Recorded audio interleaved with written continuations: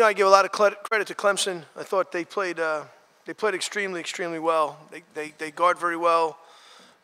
They have 3 guards that put a lot of foul pressure on you because they drive the ball so well, and they made threes today from a lot of different guys. I mean, Oliver came off the bench in 8 minutes, hit 3 threes. That's not really – I think he's hit 4 on the season, right? So, again, this is that time of the year where guys have to step up, and if they do, it'll become more difficult to guard. But proud of our effort. I thought we fought to the very end. Every time, they got away from us a little bit, we fought back and cut it. So, a lot for us to build off. I don't think we're done playing, so we're excited to continue to play. Questions? Front row.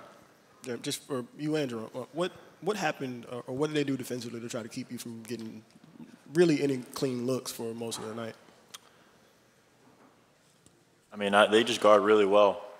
Great on-ball pressure, and they iced a lot of the ball screens and were just trying to take us out of our offense, I think is what they did.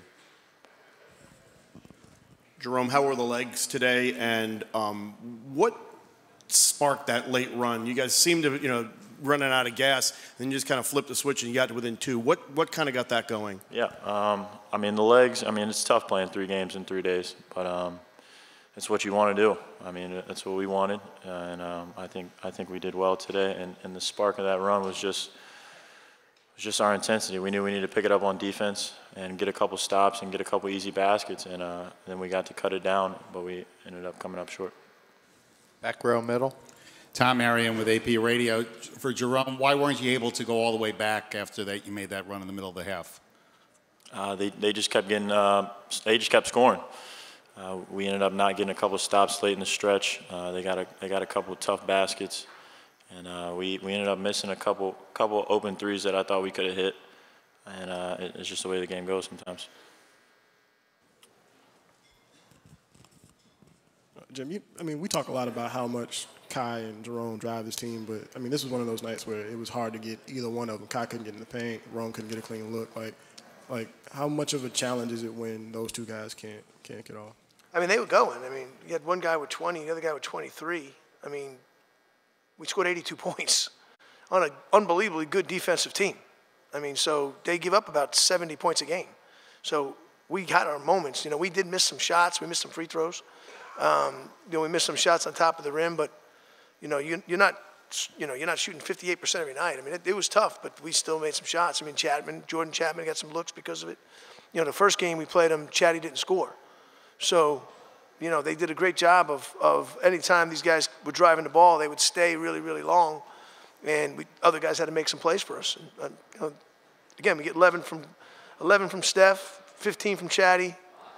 We scored 82 points, and we had to guard a little better. Second row. Jerome, you and Kai always talk about getting this program back to where it was in the early 2000s, mid-2000s. Even in the loss today, do you feel like you did that this season? Yeah, I think it's just a first step for us. We know we want to get it back to where it was, and I think we've earned a little bit of respect our programs earn respect in whole, and that's just a vision, and that's what we wanted. So. Back right.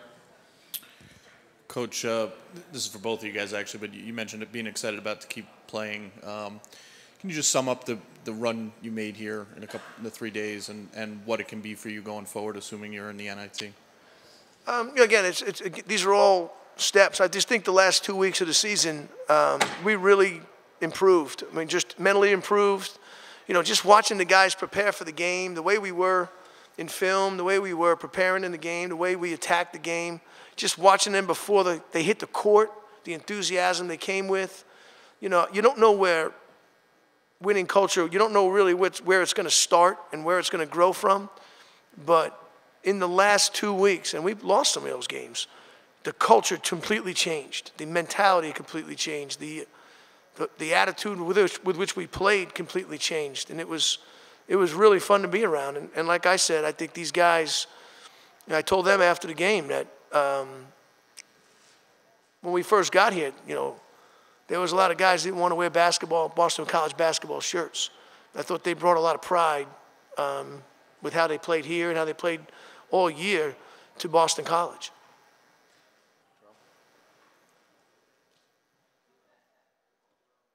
In your third year here now, this is the first time you've had a deep run in the March. How does it feel for you and some of the other guys who have been here for a few years now to be able to play some extra games that you haven't in years before? Yeah, it feels good.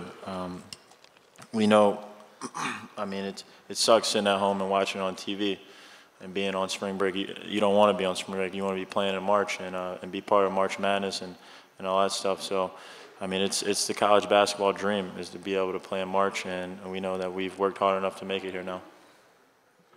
All right. For both of you, can you talk about, one, the possibility, the case you made for playing in the postseason or continuing your season, and then the value of being able to do it, I guess? The case we made? Yeah.